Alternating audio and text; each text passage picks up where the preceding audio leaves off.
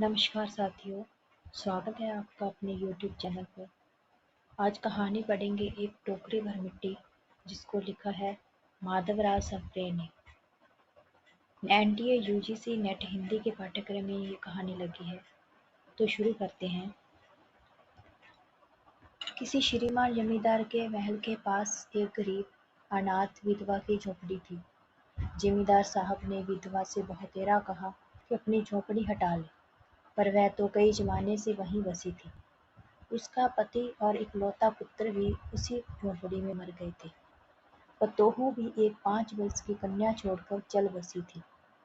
अब यही उसकी पोती इस वृद्ध काल में उसका एकमात्र आधार थी। जब कभी उसे अपनी पूर्व स्थिति की याद आती तो मारे दुख के फूट फूट कर रोने लगती थी। और जब से उसने अपने श्रीमान पड़ोसी की इच्छा का हाल सुना, तब से वह मृतप्राय हो गई थी। उस झोंपड़ी में उसका मन लग गया था। बिना मरे वह वहां से निकलना नहीं चाहती थी। श्रीमान ने सब प्रयत्न निष्फल हो गए। तब वे अपनी जमींदारों वाली चाल चलने लगा। बाल की खाल निकालने वाले वकीलों की थैली गर्म कर उन्होंने अदालत में झोंपड़ी पर अपना कब्जा कर लिया। विधवा को वहां से निकाल दिया। बेचारी अनाथ तो थी ही, पास पड़ोस में कहीं जाकर रहने लगी। एक दिन श्रीमान उस झोंपड़ी के आसपास टहल रहे थे और लोगों को काम बता रहे थे। इतने में वह विधवा हाथ में टोकरी लेकर वहां पहुंची। श्रीमान ने उसको देखते ही अपने नौकरों से कहा, तुम उसे यहाँ से हटा दो। पर वह गिड़गिड़ाकर बोली, महाराज, अब तो यह झोंपड़ी तुम्हारी हो गई है, मैं उसे लेने नहीं आई हूँ। महाराज, क्षमा करे तो एक विनती है। जमींदार साहब के सिर हिलाने पर उसने कहा, जब से यह झोपड़ी छूटी है, तब से मेरी पोती ने खाना पीना छोड़ दिया है। मैंने बहुत कुछ समझाया, पर वह एक नहीं मानती।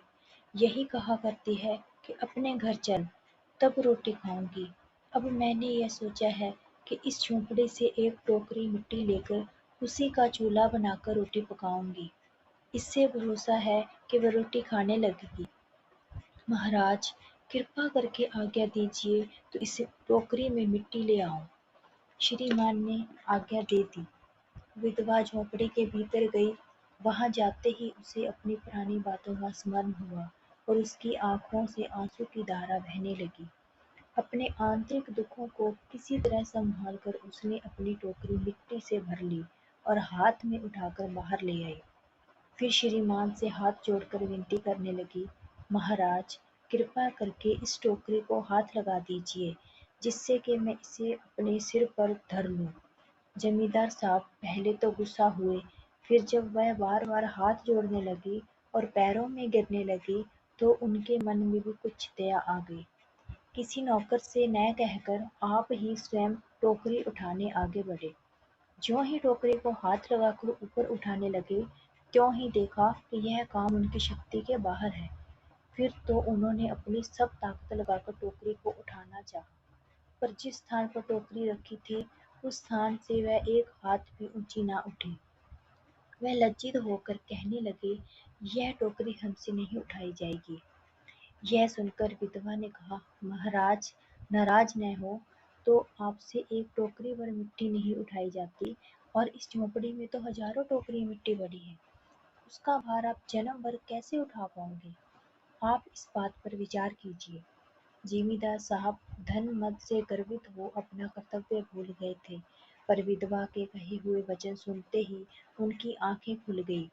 कृतकर्म का पश्चाताप कर उन्होंने विधवा से क्षमा मांगी और झोंपड़ी वापस कर दी। तो ये थी एक टोकरी भर मिट्टी कहानी। धन्यवाद।